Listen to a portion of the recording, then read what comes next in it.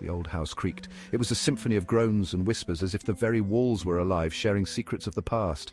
It smelled of dust and secrets. The air was thick with the scent of forgotten memories, each particle of dust a fragment of a story long untold. But what frightened young Maya most was the mirror. It wasn't just any mirror. It was an ancient relic that seemed to hold the weight of centuries within its glass. An ornate antique mirror that hung in the hallway. Its frame was intricately carved with symbols and figures that seemed to move in the flickering candlelight. It was tall and imposing, its silver frame tarnished with age. The mirror seemed to dominate the hallway, casting a long shadow that stretched across the floor. Her grandmother had always warned her not to look too closely. "It's not just a mirror," she would say, her eyes wide with fear. "It steals souls," she'd whisper, her voice raspy with age. The words would hang in the air, heavy and foreboding, sending chills down Maya's spine.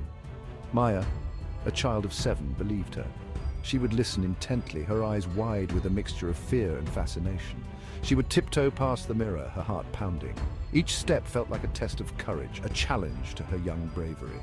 Her eyes darted nervously, afraid to catch her reflection. She feared that if she looked, she might see something she could never unsee. The house itself seemed to hold its breath when she passed the mirror.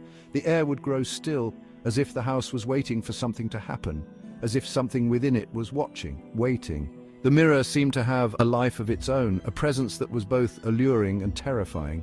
Years passed, the fear remained. Maya grew older, but the mirror's hold on her never weakened. Maya never forgot the chilling warning of her grandmother. The words echoed in her mind, a constant reminder of the danger that lurked within the glass. Even as a grown woman, the memory of the mirror sent shivers down her spine. She would often find herself glancing over her shoulder, half expecting to see a shadowy figure following her. The old house, shrouded in childhood terror, loomed large in her memory. It was a place she could never truly escape, no matter how far she ran. And then, her grandmother passed away. The house felt emptier than ever, the silence more oppressive. The mirror, however, remained a silent sentinel in the hallway. Maya inherited the house. It was an unexpected gift from a distant relative she barely knew. A relative whose name was whispered in family gatherings but never openly discussed. It was a daunting legacy, filled with unsettling memories. The house was a relic of the past, filled with the echoes of lives once lived and the shadows of secrets long buried. Yet she felt an obligation to confront her fears. She knew that running away would only let the past haunt her forever. She had to face it, to understand it, to make peace with it. She decided to move in, to make the house her own. Each box she carried inside was a step towards reclaiming her family's history, towards turning the house from a place of fear into a home. But the mirror remained, a silent sentinel in the hallway. It was an heirloom, passed down through generations, its surface reflecting not just faces, but the very essence of those who had gazed into it. The first few nights were the hardest. The house seemed to come alive at night, its old bones creaking and groaning, as if it were trying to communicate with her. Every creak of the floorboard, every rustle of leaves outside her window sent her heart racing. It was as if the house was testing her, probing her resolve. Sleep was a distant dream, replaced by a constant gnawing anxiety. She would lie awake for hours, her mind racing with thoughts of what might be lurking in the shadows. She avoided the hallway, her every instinct screaming at her to stay away. It was as if the mirror held some dark power, a power that she was not yet ready to confront. But the mirror called to her. It was a silent, insistent pull, a magnetic force that she could not resist. It beckoned her with a silent, insistent pull. She found herself drawn to it, her hand reaching out to touch its cold, dusty surface. One afternoon, she found herself standing before it. The house was quiet, the air heavy with anticipation. The silver frame was even more tarnished now, the glass cloudy with age. It was as if the mirror had absorbed the years, the memories, the very essence of the house. She could barely make out her reflection. It was a ghostly image, faint and indistinct, as if the mirror were trying to hide something from her. Yet she felt a chill run down her spine.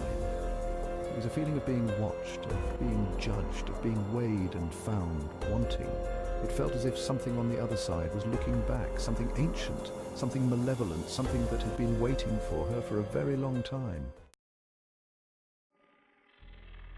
Days turned into weeks. The house felt heavier, the air thick with unspoken words. Whispers seemed to emanate from the walls, just out of earshot. Shadows danced at the edge of her vision, gone before she could focus. One night she woke to a cold spot in the room. The air was heavy, oppressive, and then she heard it. Her name, whispered softly. It seemed to come from the hallway. Her blood ran cold. Fear, raw and primal, took hold. She knew with a certainty that chilled her to the bone that it was the mirror. It was calling to her. She tried to ignore it, to bury herself under the covers and pretend it wasn't real. But the whispers continued, insistent, beckoning. There was no escaping the pull of the mirror. She found herself drawn back to the hallway. The mirror seemed to pulsate with an eerie light. As she drew closer, she noticed something different. Two eyes stared out from the reflection. They were not her own. They were cold, malevolent eyes, eyes filled with ancient hunger. Terror gripped her. She tried to scream, but no sound escaped her lips. Her breath caught in her throat, her heart hammered against her ribs. The eyes blinked, and a slow, cruel smile spread across the face in the mirror. It was a grotesque mockery of her own. The reflection moved. Section 5. The reflection stirs. The reflection in the mirror reached out, its hand breaking free from the confines of the glass. It was pale, almost skeletal, with long, sharp fingers tipped with what looked like claws. Maya stumbled back, her mind reeling in terror. She wanted to run, to scream, but her feet felt rooted to the spot. The figure pulled itself out of the mirror. It moved with an unnatural fluidity, its limbs bending at impossible angles.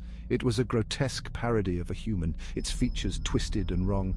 And those eyes, those terrible eyes, never left hers. "You cannot hide forever," it hissed, its voice like dry leaves scraping across pavement. Section 6. Trapped. Panic seized Maya. She spun around, desperate to escape, but the figure was faster. It lunged, grabbing her arm in a grip that felt like ice. She screamed then, a high-pitched, desperate sound that echoed through the empty house. "Let me go!" she cried, struggling against the impossible strength of the creature. It only tightened its grip, its touch sending waves of icy cold through her body. She thrashed and kicked, but it was no use. The creature dragged her closer to the mirror, its cold, dead eyes boring into hers. "It's time you joined me!" it hissed, its breath foul against her cheek.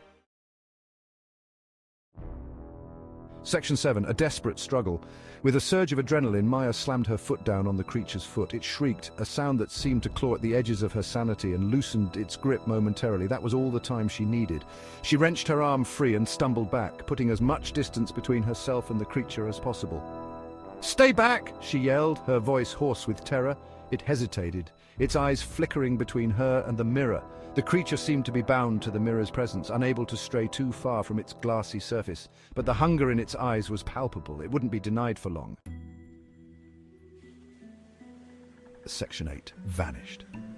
Maya knew she had only seconds. She had to get out, to get help. She turned and ran, her lungs burning, her heart pounding against her ribs. She could hear the creature's enraged shriek behind her, its heavy footsteps pounding the floorboards. She didn't dare look back. She burst out of the front door and into the night. The cool air hit her like a slap, and for a moment she thought she was safe. She risked a glance back at the house, its silhouette looming against the moonlit sky. The creature was gone. Section 9. The search. The police arrived quickly, sirens wailing, lights flashing in the dark. Maya, still shaking and breathless, told them everything she knew. About the mirror, the creature, the eyes that haunted her. They listened patiently, but she could see the skepticism in their eyes and faces. They entered the house cautiously, their flashlights cutting through the oppressive darkness. Maya waited outside, her fear a tangible presence beside her, growing stronger. It felt like an eternity before they finally emerged. "We found no one, ma'am," the officer said, his face grim and serious. "Are you absolutely sure you saw someone?" Section 10. The shattered reflection. They led her back inside, showing her the empty rooms. The air was thick with an unsettling silence, the kind that makes the hairs on the back of your neck stand up. Each step echoed through the desolate hallways, amplifying the sense of dread that clung to the walls. And then she saw it. The mirror, once a source of terror, lay in pieces on the hallway floor. It was as if the very essence of fear had been shattered along with it, yet the remnant still held a sinister power. Its silver frame was twisted, the glass shattered into 1,000 pieces. Each fragment seemed to whisper secrets of the past, tales of horror and despair that had been trapped within its reflective surface. And in the center of the largest shard, she could have sworn she saw a flicker of movement. It was subtle, almost imperceptible, but it was there. A shadow, a hint of something lurking just beyond the veil of reality. A cold, malevolent eye, blinking slowly. It was as if the mirror had captured a fragment of a soul, a piece of something dark and ancient that refused to be forgotten. The police never believed her story. They dismissed her claims as the ramblings of a grief-stricken mind, unable to comprehend the true horror she had witnessed.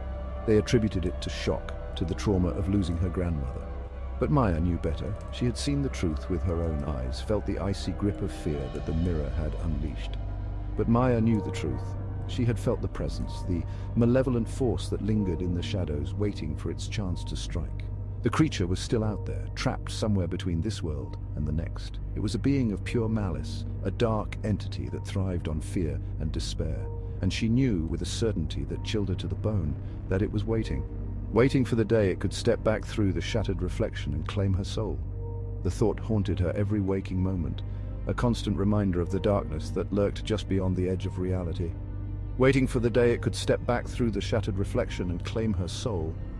The mirror may have been broken, but its power was far from diminished. It was a gateway, a portal to a realm of nightmares, and Maya was its chosen prey.